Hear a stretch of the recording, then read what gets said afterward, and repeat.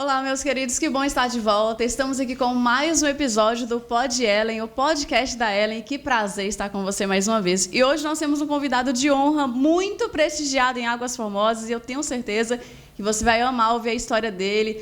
Todo o bate-papo será muito interessante e vai incentivar você também a lutar pelos seus sonhos, porque, é claro, o nosso podcast tem essa intenção, esse grande objetivo de incentivar pessoas a lutarem pelos seus próprios sonhos através de histórias inspiradoras de pessoas especiais que a gente traz aqui a cada episódio. Então, eu já quero desejar, seja bem-vindo, Mauro Jubilo, essa figura maravilhosa, especial aqui em Águas Formosas. Ele que é nascido aqui em Águas Formosas mesmo, no dia 14 de novembro de 1965, filho de Euflosina Maria dos Santos e Horácio Passos dos Santos. Pai de Cristiele, Kelly, Cristina, Larissa e Lara. Desde criança despertou interesse pela comunicação e hoje é essa personagem que leva o nome de Águas Formosas aí nas ondas sonoras do rádio. Seja bem-vindo ao Pod Ellen. Que bom ter você aqui. Oi, Ellen. Oi, gente. Muito obrigado, viu, Ellen, pelo convite. Primeiro, é um prazer poder estar aqui para falar um pouco da nossa trajetória como comunicador, radialista, e é para isso que nós estamos aqui, não é? O pouco tempo que nós temos de vida, é preciso que a gente deixe algo aqui na Terra, e é por isso que nós estamos fazendo isso, e estou aqui para te responder as suas perguntas, e um abraço para todos vocês que estão nos vendo. Isso aí. Mara, a gente já quer começar pelo início. Como é que foi sua infância? Conta pra gente. Pois é, a minha infância, ela foi... Eu não posso reclamar muito da minha infância, que foi uma infância ruim, mas a gente teve muitos problemas, né, na infância, porque eu sou filho de um pai que não viveu com a gente dentro de casa, né, ia na minha casa todos os dias, mas não vivia lá no dia a dia, né? E a minha mãe com toda dificuldade para criar a gente, mas na realidade eu sou um dos filhos que mais tempo ficou com a mãe, porque os outros assim que cresceram, eles foram embora, outros para cidades maiores, para procurar uma vida melhor. E eu, por ser o filho mais novo, o caçulinha, né, que ficava na barra da saia da mãe, eu terminei ficando com mãe. De repente, criado aqui em Águas Formosas, chegou um determinado momento que meu pai faleceu e a gente não tinha outra opção de manutenção, digamos assim. Foi preciso que a gente fosse para a roça, que a minha mãe fosse para a roça e eu também fosse para a roça. Eu era o único filho, nesse momento, que estava vivendo com a minha mãe. E eu fui morar na roça. E lá na roça foi onde despertou tudo para o rádio, não é? E a roça foi onde eu terminei de criar uma alimentação melhor. A partir daí que a gente foi para a roça. E lá começou essa parte de rádio. Eu vou te explicar para você, nas suas perguntas, como que começou. Você falou aí da infância, então foi logo quando você já começou a se pensar assim, eu quero ser um comunicador, eu quero ser um radialista. Foi nesse momento? Como é que foi? Como é que despertou? E você lembra de algum momento especial que você talvez ouviu uma rádio, alguma coisa assim que te trouxe assim um insight, falou, eu vou fazer isso na minha vida? Ellen, são várias passagens durante esses mais de 35 anos de comunicação. Uma das coisas que eu despertei para o rádio é que quando eu morava na roça, eu tinha aí nessa faixa de 14, 15, 16 anos de idade, assim que o meu pai faleceu. Quando o meu pai faleceu, eu tinha 13 anos. E lá na roça, o meu cunhado, que a gente morava com o cunhado, próximo a Teófilo Otoni, o meu cunhado tinha um rádio. E aquele negócio de pilha, né? Eu pegava o rádio escondido, para me ouvir o rádio. Eu gostava de ouvir a Rádio Tatiaia, a Rádio Confidência, a Rádio Atalaia, a Rádio Record de São Paulo, a Mundial do Rio de Janeiro. E eu sempre falava... como que essas pessoas fazem para estar aqui? Como que é isso? Começou dali. E, naquela época, eu disse, o meu sonho precisa se realizar. Eu quero também que as pessoas me ouçam em um rádio. E foi aí que surgiu, bateu forte em mim, que eu deveria um dia ser um radialista. Que bacana. E quais foram os seus primeiros passos que você deu rumo a esse sonho que hoje é uma realização na sua vida? Mas qual foi os primeiros, assim? Pois é, Ellen. A partir daí, não é? Na roça, eu tive que voltar para a cidade que eu precisava estudar E aí eu voltei para Águas Formosas. Depois de quase 10 anos na roça, eu voltei para Águas Formosas. E chegando aqui, eu passei a ser coroinha da Igreja Católica. Eu era coroinha, eu fui São Cristão, eu fui, uma certa época, até motorista do saudoso Padre Almiro. Ele me ensinou a dirigir, depois eu passei a dirigir para ele. E na igreja, como Águas Formosas não tinha nenhum sistema de comunicação, rádio, essas coisas todas, mas nós tínhamos um serviço de alto-falante da igreja, que inclusive tem até hoje o serviço de alto-falante. E naquela época, morria uma pessoa e precisava ser divulgada a nota de falecimento. Foi aí que surgiu a oportunidade que Mauro precisava para falar no microfone. É a oportunidade de ouro. Isso. Foi aí que surgiu a oportunidade. Então, eu comecei a divulgar essas notas de falecimento. Faleceu nessa cidade, fulano de tal, no serviço de alto-falante da igreja. Mas eu falei, isso ainda é pouco. Então eu precisava que as pessoas, eu queria que as pessoas me ouvissem, era no rádio. Eu queria que elas me ouvissem no rádio. E eu encontrando com um amigo meu, chamado Adailton Mourão, que está aí até hoje, que é um cara que eu devo a maior parte de toda a minha trajetória como radialista. O Dailton, por ser um técnico em eletrônica, ele montava transmissores. Eu sabia que ele fazia isso. E eu procurei ele. Falei, Dailton, eu preciso realizar o meu sonho. Como que eu faço? Eu preciso que as pessoas me ouçam no rádio, lá na casa dela. Ele falou, eu tenho aqui o que você precisa. O que você tem? Eu tenho um transmissor. E o que precisa? Precisa de equipamento de som, precisa de microfone, precisa de antena, precisa de muita coisa. Eu falei, eu não tenho nada disso. Como que a gente vai fazer? Aí primeiro ele falou, olha, vou fazer um teste com o transmissor, eu vou ligar num gravador e daí a gente vê o que vai acontecer. Então vamos fazer o teste. Então nós fizemos um teste com um gravador, ligamos esse gravador portátil, colocamos uma fita e começamos a transmitir. Colocamos uma antena, essas antenas pé de pinto, como se dizem, e as pessoas começaram a ouvir bem próximo ali do local onde nós estávamos. E foi a partir dali que nós precisávamos transmitir para todo mundo ouvir a rádio na cidade. E aí que a gente não tinha condições financeiras. E eu disse para ele, vamos montar só com o gravador, vamos ver se a gente consegue um microfone. Conseguimos um microfone. Ele ligou o microfone e eu falava. E aí as pessoas começaram a ouvir. A gente só tinha uma fita, então a gente repetia essa fita sempre. Então, Ellen, quando eu comecei assim, eu comecei a pedir ao vivo, gente, quem tem um microfone, quem tem aí um som que não quer mais, doa para mim, doa para a gente montar uma rádio. Foi assim que eu consegui. O primeiro microfone da Rádio de Águas Formosas, quem doou chamava, não é que ele partiu, Antônio Bento de Oliveira. Ele me doou o microfone. E a partir daí, nós montamos uma antena, nós conseguimos equipamento de som, eu pedia disco às pessoas para a gente tocar. E aí começou a rádio em Águas Formosas, a primeira rádio da cidade. Que interessante. Estamos aqui vendo a história da primeira emissora em Águas Formosas. Eu não sabia dessa história. Estou sabendo aqui por causa de Mauro. Olha que bacana. E assim, a transmissão era clandestina, Mauro? Pois é, ela era clandestina, porque para a gente conseguir naquela época uma concessão de rádio, a gente precisava ter digamos assim, um ganho político muito grande. Porque naquela época as concessões de rádios elas eram distribuídas através de deputado federal, nem estadual poderia ser. E depois de muito tempo funcionando aqui em Águas Formosas, com várias histórias da comunicação, porque a primeira rádio, ela começou aqui em Águas Formosas, Ellen, no cinema. A primeira rádio de Águas Formosas começou no cinema. Depois eu passei aqui logo depois do Mirage Country Club, porque era uma parte alta, e a gente precisava de um local alto para a propagação do sinal da rádio. Desse local, na casa de seu Ponciano Teixeira, eu tive que mudar para o CCI. Naquela época, o saudoso Padre Almiro, ele tinha ganho a eleição. E eu pedi a ele que ele me cedesse o Grupo de Lata, o famoso Grupo de Lata, que hoje funciona o CCI e a Secretaria Municipal de Saúde. E ali também tem tantas outras passagens que você vai me perguntar, eu vou te falar.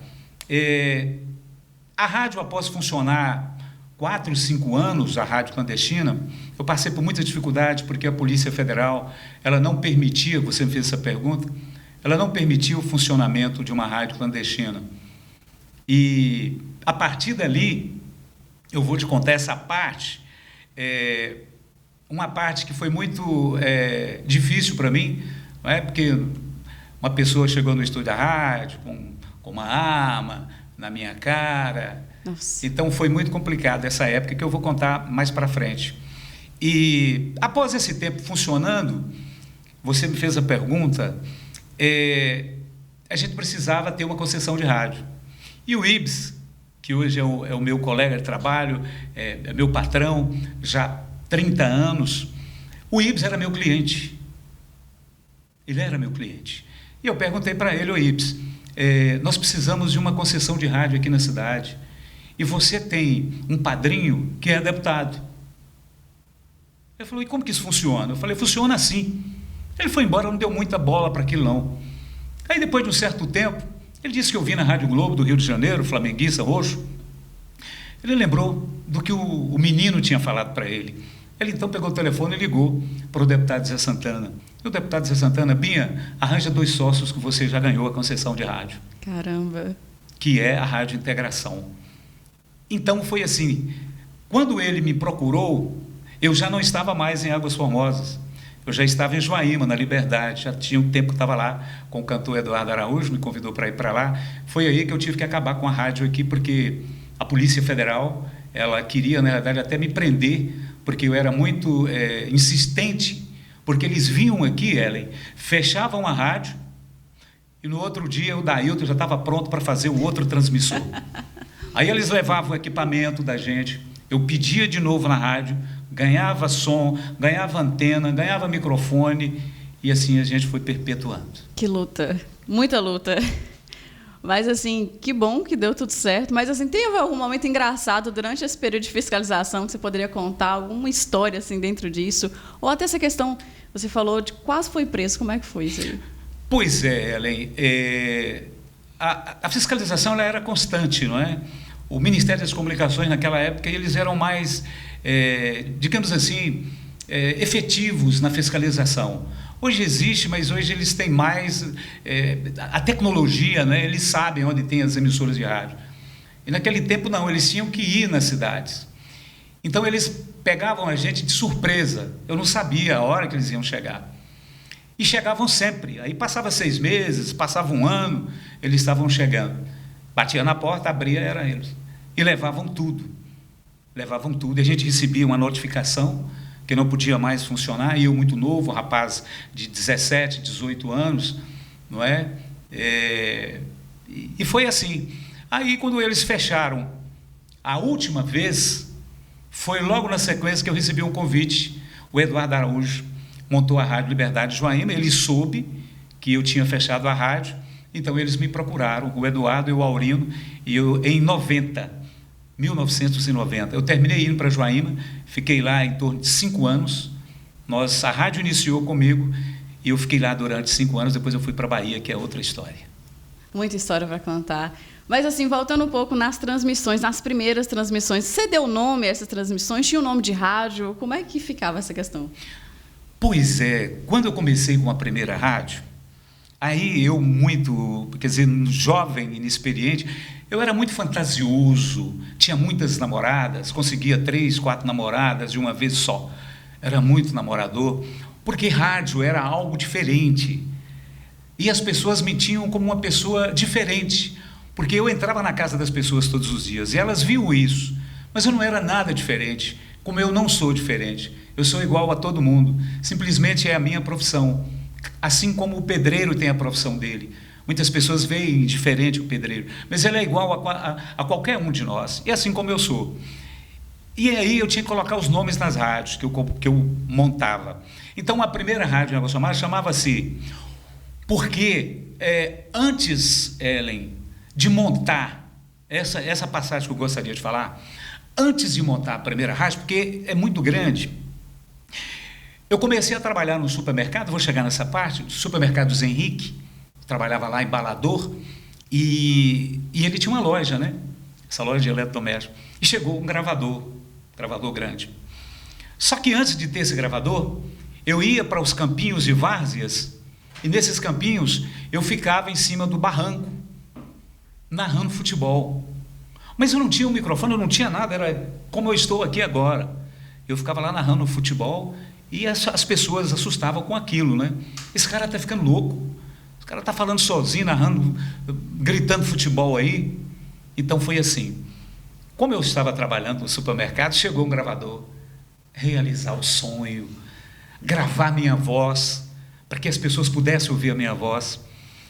E eu comprei esse gravador, eu falei assim, Henrique, você me vende esse gravador, todo mês você tira um pouquinho do meu salário, eu preciso dele, o único que chegou na loja. Ele falou, perfeitamente. Aí eu consegui um cinto de couro, peguei esse gravador, colocava as fitas e ia para os campinhos de várzeas e ficava nos campinhos de várzeas narrando e gravando as peladas, os campeonatos que tinham, e eu entrevistava os jogadores. Aquilo era uma novidade, aquilo era algo extraordinário. E tinha muitas pessoas que participavam, inclusive atletas, que eles não queriam dar, porque todo mundo achava estranho aquilo, né? Então, essa é uma das passagens interessantes. E aí eles queriam ouvir a narração, então eles compravam as fitas na minha mão. Eu vendia as fitas do jogo, narrando para eles. A gente tinha muita coisa para aprender, mas tudo começou assim, a história do campo. Que interessante, que bacana. Você era o repórter naquele momento, e que grande novidade, né? Porque as pessoas não estavam realmente acostumadas. Que bacana.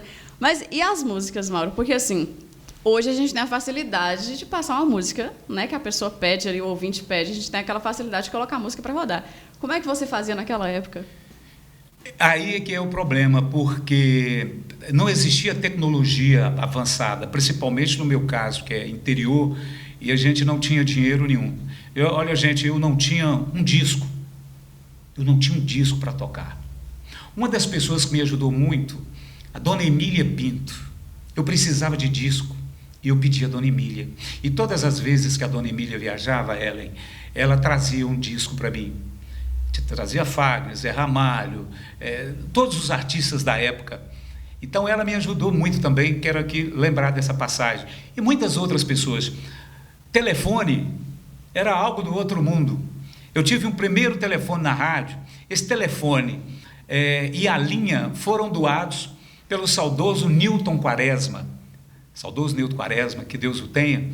Ele colocou na rádio para mim um telefone. Eu não tinha telefone, eu não tinha nada. A história do telefone, a partir dali, nós começamos a desenvolver um trabalho melhor. As músicas eram gravadas em fitas, e essas gravações, às vezes uma pessoa ligava na rádio e falava assim, eu queria ouvir Roberto Carlos. Bom, eu tinha a música do Roberto Carlos na fita, e para escolher, para colocar a música no ponto, aí você tinha que parar o disco, porque aí era o disco, não é? Eu já não tinha também disco do Roberto Carlos, eu tinha que parar o disco e tinha que ir lá naquele equipamento caseiro que as pessoas têm em casa, que coloca a fita para preparar a música. Então era uma dificuldade tamanha. Hoje a tecnologia nos dá tão facilidade, né, que a gente tem hoje para trabalhar. Você digita o nome, a música aparece lá. Então era muito complicado. Realmente, hoje tem muita facilidade. Mas assim, Mauro, eu gostaria que você, se pudesse, narrasse um pouquinho de como é que era mais ou menos que você narrava os jogos para a gente ouvir. Narrar um jogo de futebol. Bom, naquele tempo, com o passar do tempo, a gente vai evoluindo, a gente vai ouvindo outros narradores, a gente vai pegando mais experiência, né, para a gente desenvolver. E eu narrava muito futebol porque eu gostava de narrar futebol. Aliás, é uma das coisas que eu mais gosto de fazer na comunicação, Ellen, é entrevistar e narrar futebol. É uma das coisas que eu mais gosto de fazer. Adoro narrar futebol. E nós vamos estar narrando já agora, final do campeonato municipal. E eu começava a narrar futebol nos campinhos de várzea, ficava em cima ali, né? E aquilo chegava a espumar a boca, aquela vontade, sabe? Eu queria fazer algo diferente. Eu começava a narrar futebol assim. Eu pegava o Jai, eu pegava o Bill, que eram irmãos, e eles jogavam tudo junto, Cocão. 4 nomes ou 3 nomes que eu lembrava, porque eu não conseguia identificar todos os nomes dos jogadores na época, eu nem sabia como que fazia. Eu precisei aprender depois. Com os nomes deles, que eu já tinha em mente, que eu já sabia, eu comecei a narrar futebol. E aí foi assim. Começa o jogo aqui no estádio Pinheirão. É a primeira transmissão ao vivo aqui pela Rádio Pompom. Começou o jogo, a bola vai ficando com Bill, tá com ela agora sim, garotão, escapuliu pelo setor direito, vai-se embora, deixou com Jai pela intermediária, ultrapassa a zona do gramado, saiu, joga pela direita, recebeu agora sim, com o dedo da grande área, lançou, cabeceou, defende o goleiro. Foi pela linha de fundo, é escanteio. E foi assim que eu comecei. Que bacana, é tão rápido. Eu fico imaginando como é que vocês conseguem falar rápido e falar certo ainda, e não erra ainda. Não pode. Consegue narrar o jogo certinho, porque se você errar, por exemplo, se falar alguma coisa errada ali, você está transmitindo a informação errada, aí é ruim, né? Quem está torcendo fica com raiva. É verdade, Joellen. Uma coisa que eu queria dizer é o seguinte. Essa minha trajetória de comunicação em Águas Formosas, ela é muito ampla, ela é além do que eu estou falando aqui. São muitas as passagens, porque no podcast não dá para a gente falar tudo de uma vez, não é? São muitas as passagens que eu tive que ir para o Mineirão transmitir uma partida de futebol entre as equipes, a seleção do Vale do Jequitinhonha e a seleção da cidade de Vespasiano. Teve um fato muito interessante que eu fui transmitir pela Rádio Santa Cruz de Jequitinhonha. Teve um fato interessante que aconteceu com o Dom Diogo, não é? Que nós fomos acompanhados por ele lá em Belo Horizonte. O fato que eu tive que ir para a Rádio Inconfidência em Belo Horizonte para fazer o teste de locução, e eu não tinha experiência nenhuma. Eu fui porque eu precisava, eu queria isso, então eu tinha que ir. E naquele tempo eu tive o apoio da Prefeitura Municipal de Águas Formosas, que o Líbio Quaresma Vilela, ele era prefeito, e nós tivemos que ir para o Mineirão dentro de um ônibus lotado de locutores, de pessoas que queriam ser locutores, de todo o estado de Minas Gerais, de muitas outras regiões do Brasil. Então, são várias as histórias de bolada na cara que eu recebi narrando futebol no Vale do Jequitinhonha, em cima de puleiro de galinha, que nos estádios a gente tinha que fazer, era mais, as cabines de rádio, era mais parecido um puleiro de galinha, com lonas, com madeira, sabe? Uma dificuldade, com sol na cara, tomando choque na boca, são várias passagens. Então, eu estou resumindo aqui, viu, pessoal? Mauro, dentro dessas dificuldades, a gente sabe que teve um momento na sua vida que você foi ameaçado de morte. Você poderia contar melhor essa história? Pois é, essa história, ela aconteceu, se eu não me engano, em 1978. A rádio estava funcionando já 78, 85. Está entre essas duas datas, porque fugiu aqui. A rádio funcionava no CCI. Eu funcionei muito tempo no CCI, no Grupo de Lata. E, inclusive, lá a gente tinha um programa infantil, Ellen. Um programa infantil. E muitas crianças que hoje são adultos, não é que eu sou tão velho assim, não é? Muitas crianças, adolescentes, eu chamavam pelo rádio, os pais mandavam, porque a rádio era uma atração, não existia outra coisa. Então era Mauro Jubileu na rádio, então a rádio era algo novo e era novidade. E lá, nós aproximamos de uma época de eleição, e eu muito jovem, provavelmente pode ser que eu tinha alguma tendência para um lado político, e eu falei algo que um cidadão não gostou, não é? Tudo bem. De repente eu estava lá na rádio e alguém bateu na porta. Quando eu abri a porta, eu já abri a porta e recebendo esse cidadão com revólver na minha cara, não é? Então aquilo foi um susto para mim. Perguntei: o que está acontecendo? Você está falando do meu candidato? Não estou falando, eu não falei do seu candidato. Eu falei do problema, não falei do seu candidato, falei do problema. E eu fui afastando e sentei na mesinha de som, pequenininha. Como ele estava muito nervoso, foi susto, né? Então eu fiquei sem ação. Ainda bem que eu tive a ideia de ligar o microfone da rádio. Nesse momento que eu liguei o microfone da rádio, ele estava gesticulando e falando alto, e eu tentando apaziguar a coisa, e ele falando, eu vou te matar, você não vai falar mais isso aí. E aí, de repente, um cidadão do bem estava ouvindo a rádio, que foi o pai do Sérgio Murilo, seu Sindolfo, se eu não lembro, se eu não me esqueço, o pai do Sérgio Murilo, né, para não errar o nome, tem muito tempo. Ele ouvindo aquilo, ele sentiu as dores. Por ele morar perto da rádio, ele morava ali próximo à prefeitura, ele foi até a rádio. Ele chegou na rádio, a porta estava aberta, ele já entrou também. Ele já entrou perguntando o que estava acontecendo lá para ele, e ele ainda com o revólver na minha cara. E de repente, o pai do Sérgio, um senhor já maduro, ele também, aí ele foi me defender. Ele me defendeu perante essa situação. Chegou até os dois, na realidade, né? Um deu um empurrão no outro, só que a arma que esse cidadão estava com ela, eu estava falando aqui para o seu pai, eu acho que ela não estava funcionando, era uma arma verdadeira, mas que não funcionava, e eu não tinha experiência, não sabia, né? Então, de repente, com a força dele, ele conseguiu tirar ele de dentro da sala da rádio, desceu, foi embora, discutiram, um deu um empurrão no outro, e foi assim que eu me livrei. Caramba, o rádio salvou a sua vida. Com certeza. Que bom que naquele momento tinha alguém ouvindo. Eu tenho uma gratidão muito grande por ele, pelo pai do Sérgio Murilo, não é? O pai da vereadora Rusa, não é? Então foi ele que me ajudou. Ô Mauro, e assim, ao longo da sua carreira, você teve muitos personagens, né, que você criou ali dentro do rádio. A gente queria saber o nome desses personagens. E se você poderia imitar um deles para a gente aí... Pois é, olha, quando a gente trabalha com rádio, eu costumo dizer que o radialista, o locutor, ele precisa ter muitas facetas, não é? Você está começando agora, você é jovem, ainda você tem uma longa caminhada pela frente. Muitas das vezes, alguns clientes, eu lembro de o Garrinchão, por exemplo, seu pai conhece. Ele me pediu para gravar um comercial para a loja de material de construção, mas ele queria um comercial em ritmo de sátira. Ele queria 2 personagens conversando, não é? Então, um personagem de lá e um personagem de cá. Um cidadãozinho da roça e do lado da cerca, e o outro do lado de cá que tinha que responder para ele. E ele pediu, eu quero assim. E eu tive que fazer. E foi aí que foi surgindo as ideias para criar os personagens. E aí eu criei os personagens na época.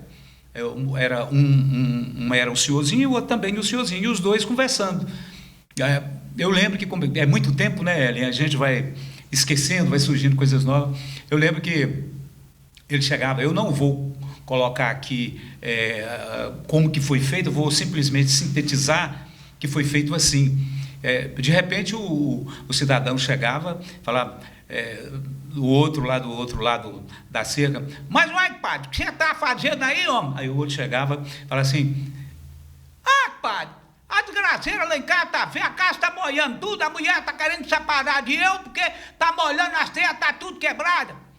Aí vinha o outro personagem e respondia, você não sabe o que você precisa? Você precisa ir lá no Garrinchão, porque o Garrinchão tem todo tipo de material, tem a telha que você precisa, compadre. Então, são personagens, esses é um deles. E depois, com o tempo passou, aí eu criei Seu Nitroglicerino, não é? Inclusive nós temos a carta Vovó Chifrona, da Carta da Vovó, que é um sucesso, a Carta da Vovó, e muitos outros. E ô Mauro, sobre sua família, durante essa trajetória, sua família te apoiou, te incentivou, e como você concilia família com o lado profissional? E tem alguém na sua família que de alguma forma foi incentivado por você a ser também alguém da comunicação? Pois é, por incrível que pareça, na minha família, irmãos, sobrinhos, tios, ninguém. Incentivo sempre eu tive, né? E o incentivo maior foi da minha mãe, não é? Porque ela achava bonito, né, ter um filho falando, é um orgulho dela, eu ainda até hoje ser radialista.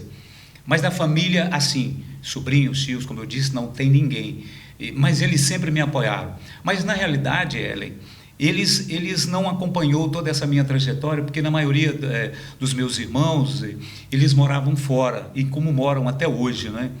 Então, eles não acompanharam tanto essa minha trajetória aqui, pessoalmente, não. Agora, voltando para a parte familiar, na parte de pai, eu tenho uma filha a Cristiele, né? Cristiele, ela trabalha no consórcio de saúde. A Cristiele canta, né? E diga-se de passagem, ela canta bem e ela faz apresentação de eventos, não é? Então ela faz locução. Cantava na igreja, no coral da igreja, e a Cristiele tem esse talento, né, para microfone. Ela não tem dificuldades para pegar o microfone e desenvolver o trabalho que ela estiver fazendo.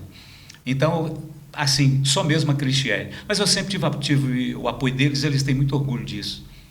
Com certeza ela herdou de você, o dom. O dom. E tem você como incentivo também.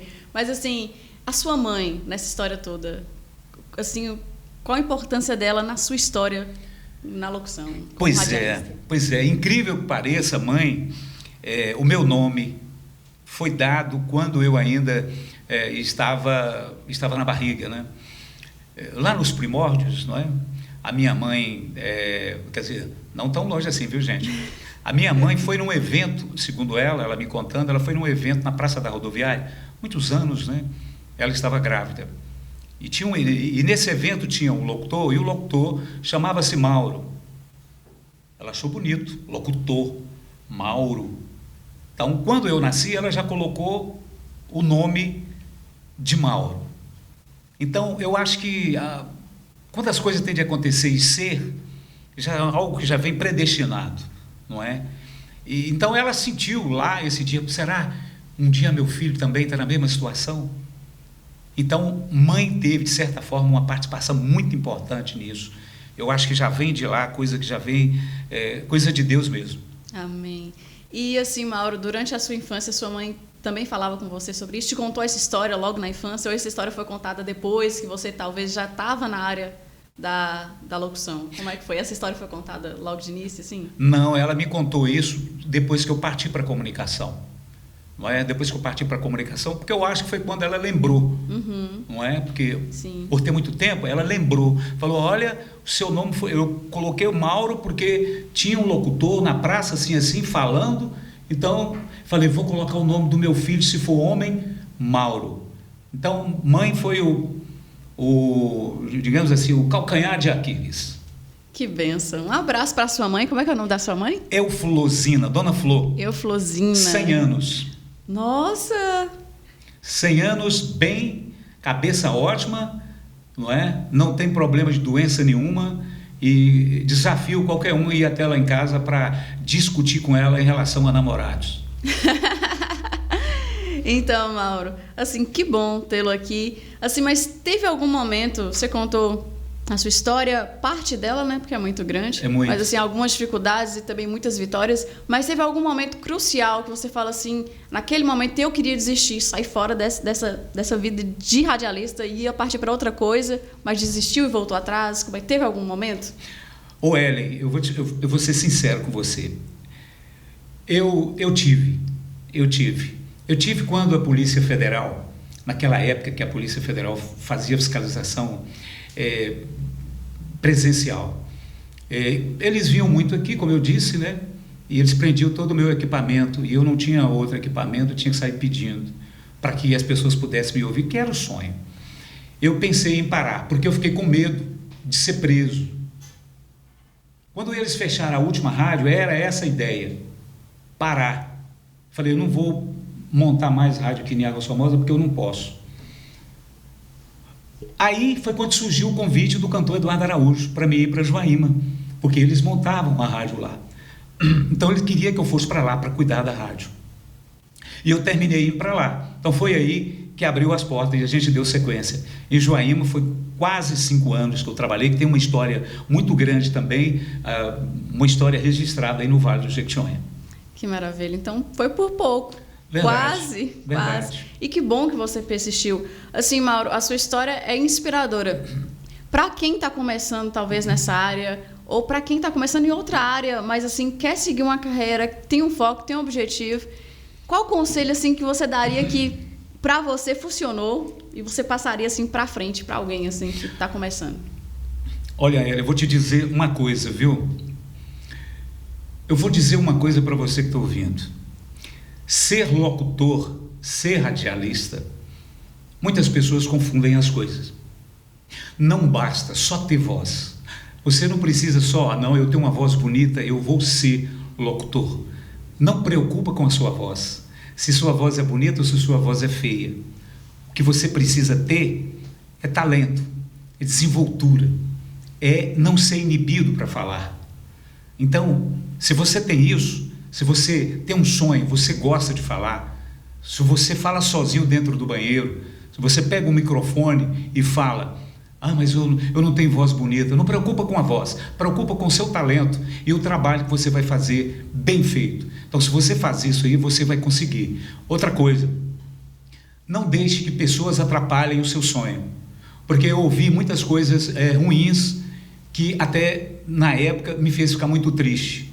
As críticas vêm, eu recebi muitas críticas, mesmo narrando futebol, uma das partes que eu recebi muitas críticas, e hoje eu não recebo mais críticas, eu recebo elogio, porque eu não deixei as críticas me atrapalharem.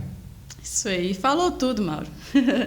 E assim, agora a gente está chegando ao final, já quero agradecer imensamente de coração pela sua presença aqui, que honra poder te entrevistar, alguém tão importante na cidade, comunicador, de excelência, é assim, difícil até dizer, né? Eu tô me sentindo uma formiguinha diante da montanha aqui, porque eu sei o talento e o quanto de tempo você está nessa profissão. Eu estou há poucos anos, então assim, eu ainda estou caminhando, dando os primeiros passinhos. Deus te abençoe grandemente, que você continue sendo essa pessoa maravilhosa, extraordinária em Águas Formosas, não só aqui, conhecido não só aqui, como na região, porque onde a rádio chega, né? Você é muito bem conhecido. Inclusive, meu tio Zé é seu fã de carteirinha. Meu amigo, gosto muito dele. Ele fala muito bem de você, gosta muito de você demais. Então, muito obrigada pela presença. Eu tenho certeza que todos que vão assistir esse podcast vão amar, porque você está aqui e a sua história é um exemplo de superação, de insistência, de lutar realmente por aquilo que a gente quer e alcançar, porque você alcançou isso. Glória a Deus por isso. Agora, se você quiser deixar um abraço para alguém, suas considerações finais, deixa um momento. Pois é, Eli, eu quero, de certa forma, agradecer você, agradecer o seu pai, o Carlos Neném, os meninos, né? Fala o nome dos meninos para mim aí. É Júnior e o Wilton. Então, o Wilton e o Júnior, parabéns vocês pela iniciativa, pelo podcast Ellen. Eu acho que tudo começa assim, devagar mesmo, com todas as dificuldades que a gente enfrenta. Uma das coisas que eu queria dizer é o seguinte: eu quero agradecer, inclusive, as pessoas que me ajudaram, Ellen, no início. Foi muita dificuldade. Olha, vocês não imaginam a dificuldade que era para a gente conseguir, para ganhar discos. Eu não tinha um centavo. Tem uma história que eu preciso contar antes de encerrar, rapidinho. Quando a rádio funcionava no cinema, eu tinha um relógio para falar a hora para as pessoas em casa. Então, vou contar uma coisa para vocês aqui que foi muito difícil. Para falar a hora, eu tinha que abrir a janela lá no cinema, onde era o cinema, Cine Alvorada, em frente ao Xereta. Tem a janela até hoje. Eu pegava o microfone, puxava o cabo, ia na janela, olhava o relógio da igreja de São Boaventura, de cá eu olhava 10h30. Só que, às vezes, o relógio da igreja parava, atrasava, funcionava. Gente. Quando eu dava a hora errada, as donas de casa passava de hora de fazer almoço, panela queimava e eu recebia muitas reclamações. Lembrei aqui, eu digo, são várias as passagens. Então, eu falava a hora para as pessoas no relógio da igreja matriz, porque eu não tinha condições, eu não tinha um relógio, não tinha como comprar. Então, essa é uma das partes interessantes, era no relógio da igreja matriz. Eu quero agradecer a todos vocês que me ajudaram nessa jornada para chegar até onde cheguei. Agradecer o Ibis, que foi meu cliente. Depois de cliente, eu passei a ser funcionário da Rádio Integração. Então, são mais de 30 anos, mais de 35 anos de comunicação em Águas Formosas. Na Integração, nós já estamos chegando aí a 30 anos, uma rádio que está funcionando muito bem, obrigado. E eu quero agradecer vocês mais uma vez por ter feito esse convite para me vir aqui. Muito obrigado a todos. Nós estamos aí à disposição da população de Águas Formosas. Ellen e o seu podcast é sucesso. Um abraço, beijo, Mauro Jubileu. Desista nunca. Vai em frente. Estou aí para te ajudar. Até mais. Isso aí, Mauro. Assim, se fosse eu, lá na janela lá, eu não conseguiria enxergar a hora do relógio porque eu não enxergo de longe. Então, pelo menos você enxergava bem de longe, que é um ponto positivo. Essa é uma das passagens interessantes. Eu sei que as pessoas vão rir e depois vão comentar sobre isso. Comentem, porque essa foi a história. Isso aí. Mauro, muito obrigada mais uma vez. Um prazer recebê-lo. Que Deus abençoe você e toda a sua família. Muito sucesso para você, mais e mais. E que o Senhor te honre e te recompense muito pelo seu esforço de estar fazendo isso pela população de Águas Formosas, não só aqui, mas por todos aqueles que te ouvem. E eu quero agradecer também a todos vocês que nos acompanham. Você que ainda não se inscreveu no canal, se inscreva, dê o seu like, faz um comentário. Essa mesa de comunhão aqui é sua também. Você pode comentar, deixa o seu recadinho lá, o seu feedback. Pessoas que você talvez quer que a gente traga aqui, dê a sua opinião, a gente está aberto a ouvir você, tá bom? Lembre-se que você faz parte dessa família que está começando agora, tá? O podcast da Ellen também é seu, para você se sentir em casa, em família, como amigo.